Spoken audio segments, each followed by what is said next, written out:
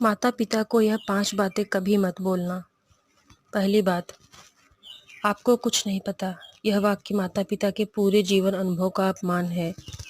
हो सकता है कि आज की तकनीक, दुनिया या सोच उनसे अलग हो, लेकिन जीवन की सच्चाइयों को उन्होंने हमसे कहीं ज़्यादा देखा है।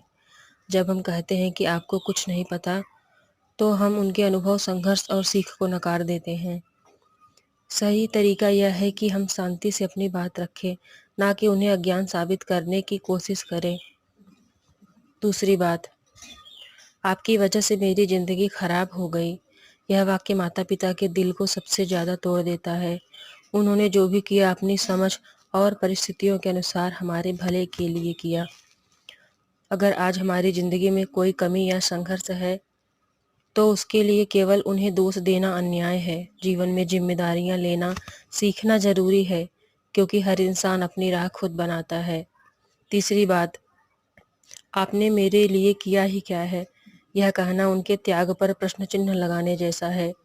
रातों की नींद, अपनी इच्छाओं का बलिदान, हमारी छोटी छोटी खुशियों के लिए किया गया संघर्ष, यह सब अक्सर हमें दिखाई नहीं देता।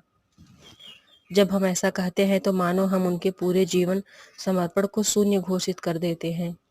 याद रखिए, माता पिता का प्यार दिखावे में नहीं, त्याग में होता है। चौथी बात, आप मेरी ज़िंदगी में दखल मत दीजिए। माता पिता का स्वभाव ही ऐसा होता है कि वे बच्चों की चिंता करते हैं।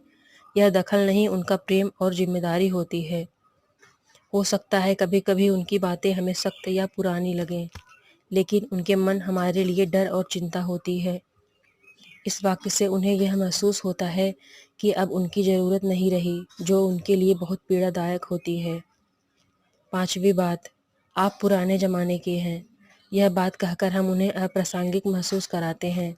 समय बदलता है, लेकिन संस्कार और मूल्य समय से परे हैं। माता पिता पुराने नहीं, बल्कि अनुभव से भरे होते हैं। उनकी